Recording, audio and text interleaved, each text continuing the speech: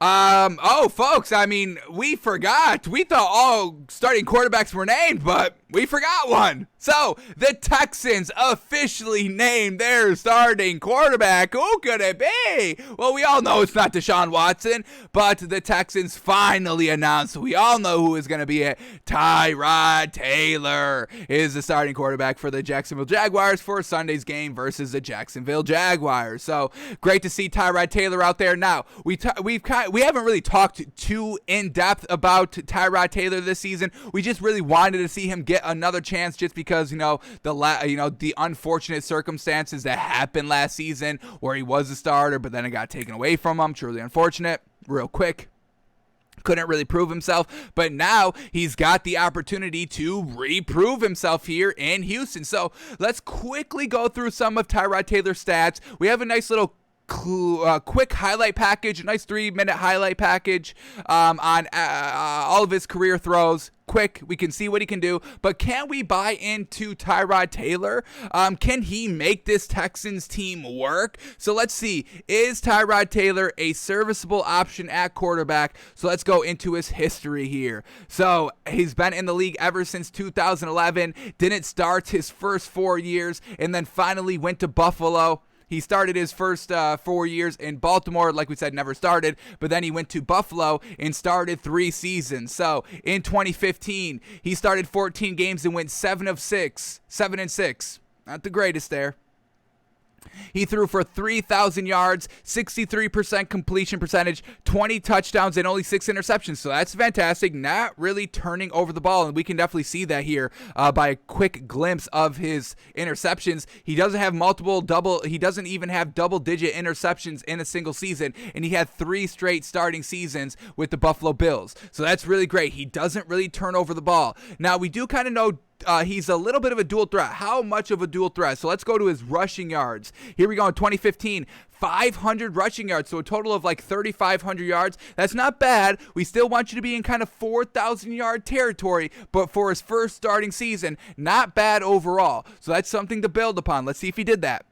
So 2016, once again, with the Bills, started 15 games, went 7-8. So, all right, the record is not the greatest. Let's see if his stats improved. He dropped down in completion percentage to 61%, still only 3,000 yards. Touchdowns came down a little bit, only 17 touchdowns, but still only 6 interceptions. I can get behind single-digit interceptions, definitely, but we definitely need to see like 20-plus touchdowns throwing. So, let's see what he was doing rushing the ball here in 2016.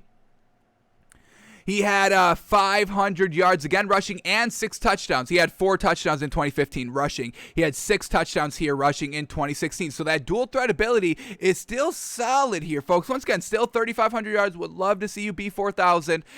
So not bad there. And then his last starting season in Buffalo, 2017, started 14 games, went 8-6. A little bit better there. 62% completion percentage. Yards came down mightily. We don't love seeing this. 2,700 yards, rounded up to 2,800 yards, right on the money. 14 passing touchdowns, 4 interceptions.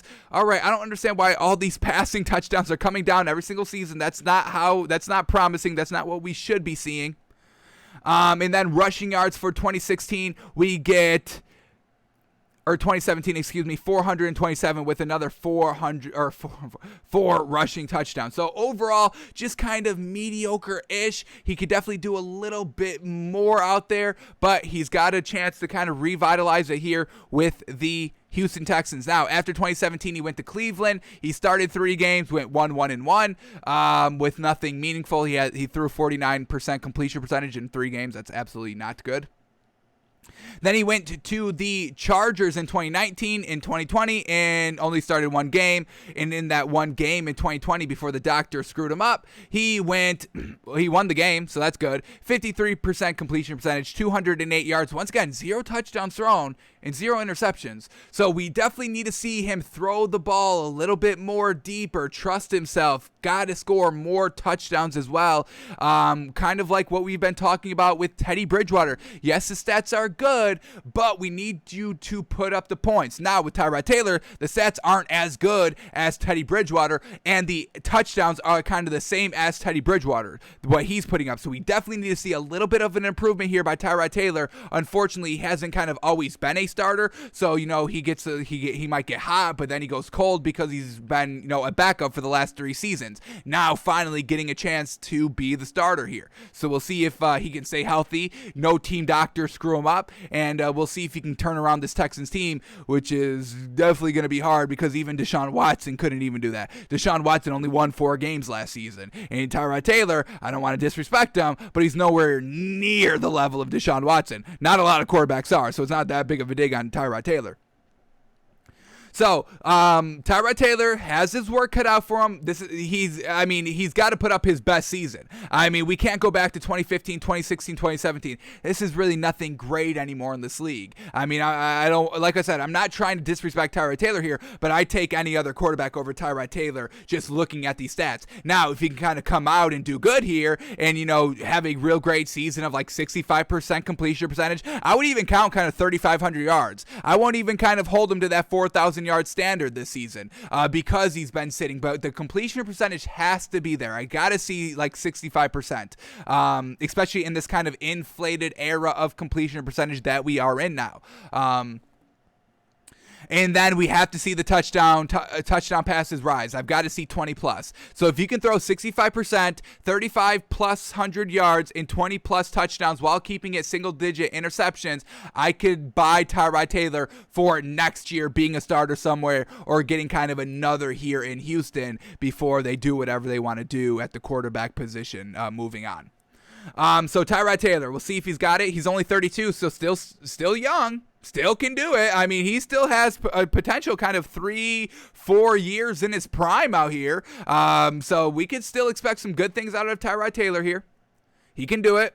We hope. All right, but let's talk about the offense. Is he going to have any good, serviceable playmakers, weapons that can help him out a little bit out here? So, running back, we get Mark Ingram, who's going to be the starter. Once again, real solid, serviceable, nice veteran who's been around the block, and he's always been real solid. Mark Ingram, I can bring up stats quickly. I'm almost certain he's got multiple 1,000-yard rushing seasons. Almost positive, almost certain. Oh, yeah. So, 3 1,000-yard rushing seasons. Fantastic for the man getting it done. Love seeing that.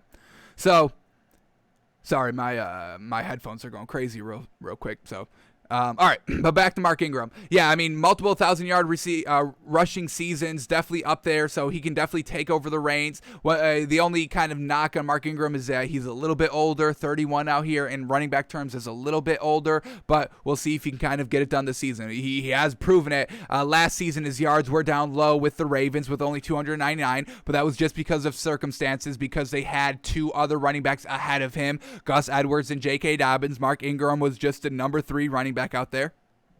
So no worries about, he only had 300 yards last season. Well, yeah, that's because he wasn't the main guy. Now he's the main guy here in Houston, and they still have David Johnson and Phillip Lindsay behind him. I mean, this is a stacked running back core. I don't even know if I would put Mark Ingram as a starting running back. If I was kind of the Houston Texans head coach, I think I would kind of go... it'd be close. I think I would give David Johnson the start, Phillip Lindsay number 2, and then Mark Ingram number 3, but they're all getting solid rotations just like the Ravens did last season. Every single play, a new running back there with fresh legs in the backfield. So running back is clear for Tyrod Taylor. He doesn't have to kind of do it all himself in the passing game. He can just be a little bit of a game manager out here and let the running game kind of take over. That is a possibility of what they can do offensively. And then here we go, their wide receivers, Brandon Cooks. Yes, sir, absolutely. Let's get his career stats up. I'm almost certain he's got multiple 1,000-yard receiving seasons. Let's double check his stats quickly. I'm going to say 3. I'm going to say at least 3. Here we go. Oh, and I was wrong. I went way under. I'm sorry, Brandon Cooks. I didn't mean to disrespect you by going under on your 1,000-yard receiving season totals. This man gets it done. He's got 1, 2, 3, 4, 5 out of 7 years. 5 out of 7 years with 1,000 yards receiving seasons. I'll take that all day long, baby. And look at some of these catch percentage seasons. I can get behind this. 76, 65, 66, 68, 68. I can get behind that. So surefire hands, surefire catcher, getting it down the middle of the field, down the field. We can get behind Brandon Cooks. So once again, Tyrod Taylor's going to have a nice weapon offensively, wide receiver with their number one. What about their number two, Chris Connolly? Can Chris Connolly get it done? I think so, folks. I don't think he's got 5,000-yard receiving seasons, but I'm going to guess 2 or 3. Let's see what we got up here. Chris Connolly. What is this man doing? Okay, yeah, he hasn't. Yeah, he's got 0. Okay, that's kind of what I was thinking. I know he's not as good as Brandon Cooks, but he's nice, tall, 6'3". I'll take that. Give me 6'3" on this squad. Chris Connolly, and once again, Chris Connolly was never kind of the A1 tier 1 wide receiver on that Chiefs team, or even Jacksonville the last 2 seasons. It was kind of DJ Chark. So him not being the number 1 option, nice 6'3" out here. Still decent numbers. We've got like a 500-yard season. He had a 775-yard receiving season in 2019. If he can get back to that form, absolutely. So, yeah, love that. All right, and then tier 3 wide receiver. Who's their third? We got Anthony Miller. All righty, I think he's got 2,000-yard receiving seasons. Let's double check. Let's see what Anthony Miller's got. Oh, he's got 0. All right, 3 seasons with the Bears, going into his 4th year overall. His best receiving season was 656 yards. All righty, only 5'11", so he doesn't have the height factor, but still a nice serviceable weapon. These Texans wide receivers aren't as good as they were last season. I mean, last season they were deep. They had like 5 deep. So they definitely don't have that, but some solid serviceable options with a nice number 1 option in Brandon Cooks and some solid running backs in that matter as well. And then let's talk about the tight ends, because we know tight end university, tight ends are here to stake their claim this season and break out of the box and really kind of ready to emerge on the scene. So their tight end is Jordan Akins. Alrighty, what do we got here with Jordan Akins? I don't think Jordan Akins was part of Tight End University, which is not what we really want to hear or see, but 3 seasons with the Texans for Jordan Akins, and he had back-to-back 400-yard receiving seasons, so not bad. He's only 6'4", which is a little on the shorter side. We really want to see 6'5", 6'6", but 6'4" isn't too bad. And then we get Pharaoh Brown. There's tier 2 tight end out here. Let's see what he's got going on. He's 6'6". That's what we're talking about. 2 seasons in the league and hasn't really done anything. Only played 9 games his rookie year in 2019 with the Browns for only 27 yards. Not great. And then last season with the Texans, only 163 yards. But he's 6'6", so we'll see if he can get it done. So not bad here at tight end. Definitely could be a little bit better. So Tyrod Taylor, some decent weapons, but he's definitely going to have to kind of do it himself a couple of times out here as well. So we'll see how it all holds up for the Texans. It's not a bad overall offensive team, but it's not the greatest. You know, some question marks with Tyrod Taylor just because he hasn't been the starter in a while. Some question marks on the depth here at the wide receiver position. They only really have like 5 wide receivers on this team overall. So it's like, okay, no real good depth here. So we'll see what Tyrod Taylor can do. Before we move off of this, let's just quickly watch a highlight package for Tyrod Taylor. It's only 3 minutes, career highlights here, and let's see what this man can do, because we just looked at the stats. They're not terrible. They're building. I would say those are buildable stats that could potentially rise and blossom into something solid, but they've got to be a little bit more out here, a little bit more. So let's see if his film does him a little bit of justice. Are we seeing great kind of deep ball accuracy? Are we just seeing great escapability? Are we seeing great finesse in the pocket? Are we seeing great finesse in the red zone? That's what we want to see to have us kind of buy a little bit more into Tyrod Taylor come week 1 versus the Jags. So let's see what we get here. Here we go. Tyrod Taylor. Here we go. First highlights from the Bills, and they're probably all going to be from the Bills because that's where he started. He didn't start anywhere else besides the Buffalo Bills. So here we go. First play, go in deep. That's what we want to see all the way down, and bingo, bango. Bingo, bango. I mean, folks, he's throwing this from his own 45-yard line, getting it all the way down to the end zone for the touchdowns. I believe that is Sammy Watkins. But, I mean, that's 55 yards clean, accurate as heck. So the man's got the arm. Don't worry about the arm. That's definitely going to play well with with Brandon Cooks. I mean, the wide receiver that he has. So he can definitely catch some nice one-on-one deep balls, no problem. All right, here we go. Play number 2 from the 20, and here it is. Oh my God! Or is this Travis Belge? Or no, that is Sammy Watkins. Jeez, they've had kind of two beefy wide receivers, Travis Benjamin and Sammy Watkins, 2 wide receivers that just kind of beefed up. Nobody expecting them to beef up, but prime Sammy Watkins was kind of a problem. But here we go. A totally beautiful corner of the end zone fade right here, throwing it from the red zone, and once again, just that finesse, the great accuracy right here, folks. I mean, just look how perfect that ball is thrown. Jeez Louise, fantastic, and he did it in the red zone, so that's fantastic. Here we go, throwing.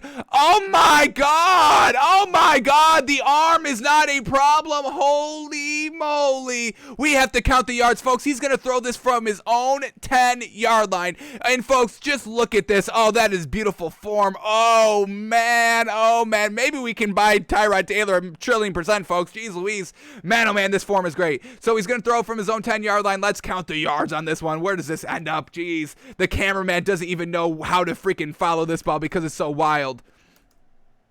Is it caught? It's caught right here. It's caught from the 35-yard line. Oh my God. So we get 40 yards to the 50, and then we get another 15 yards to the 35. Once again, 55 yards clean. This man is slinging it around. Oh my. Yes, sir. Oh my. Hang on. I clicked on the wrong video. Hang on. All right, we're back at it. All right, here we go. From kind of the red zone, and once again, he's taking off. And look at this, folks. Look at this fast as heck acceleration. Watch out for Tyrod Taylor. This is definite speed that is still kind of comparable to Lamar Jackson, Kyler Murray, Deshaun Watson, ask Patrick Mahomes. And here we go, the escapability on 3rd and 4 in the red zone, almost getting taken down, finding a way to escape the pocket, rolling out to the left. So he's got the arm strength, he's got the speed, he's got the athleticism, he's got the accuracy.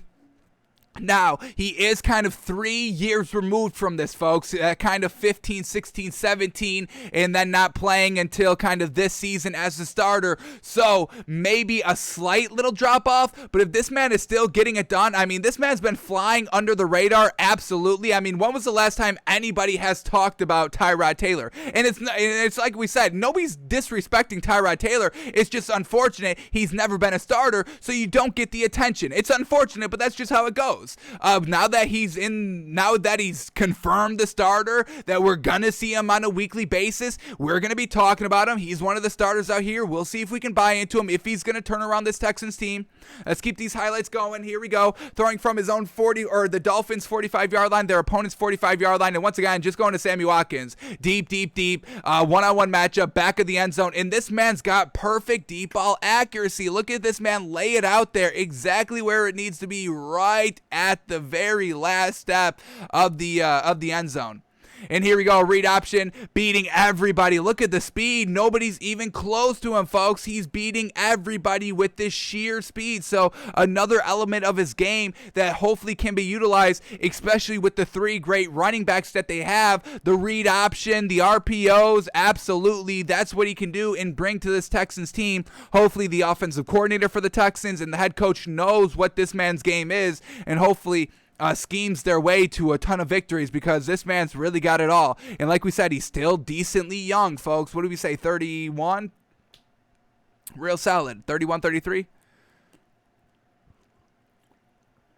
All right, from the opponent's 30-yard line. Why are these? Oh, all these highlights are from the Dolphins. Can we stop this, please? Wide open in the back of the end zone. That's a touchdown. Finally, here we go. He's playing with the Browns here against the Saints. Going deep. Oh my God, again. Oh my God, again with the deep ball, folks. Oh my God. And this one's even better because it's 4th and 5. They're down 6 points with only a minute 23 seconds left, and it's game on the line. And he says, oh, y'all want to call game? I'm going to call the mother loving game, because I'm going to lay this one out, throwing from my own 45-yard line. The 45-yard line that gets all the way back to the back of the end zone. So that's 55 yards to the front of the end zone. Another at least 5 yards here. That is 60 yards clean. This man's got the cannon, folks. He's got the cannon in his arms and the wheels on his feet, folks. Call this man Wheels and Cannon. That's Tyrod Taylor's new nickname, Wheels and Cannon. Cannon and Wheels. C and H. He's ready to rock this season, folks. Jeez, man. Fantastic. I'm loving it, man. Oh, can't wait to see what this man does. Woof, they don't show this in the stats. They don't show that in the stats. Love it. Did they win this game? I got to see if they won this game. I hope that was a game-winning throw right there and that the Saints couldn't come back. Let's see if we can quickly bring this up. He played for the Browns in 2018. Faced the Saints here in week 2. Oh, they lost. Oh, damn it. Damn it. Did they miss the extra point? They missed the extra point. No way, because it was 12-18. He throws a touchdown, and they lose 21-18. Absolute. Come on, Browns. Y'all were so trash. Y'all couldn't even give Tyrod Taylor that game. The kicker misses the extra point, and the defense gives up a field goal to lose the game at the last second. 21 seconds left. Will Lutz, 44-yard field goal. The Browns defense floundered that much? Oh my God. Oh my God. Come on. See what happened? See what the records are here with Tyrod Taylor. We just told you the Bills' records were a little bit lackluster, but now we know that it was the defense and special teams' fault. Tyrod Taylor was leading that Bills team to 3 consecutive 16-0 seasons, and the defense and special teams floundered on the man.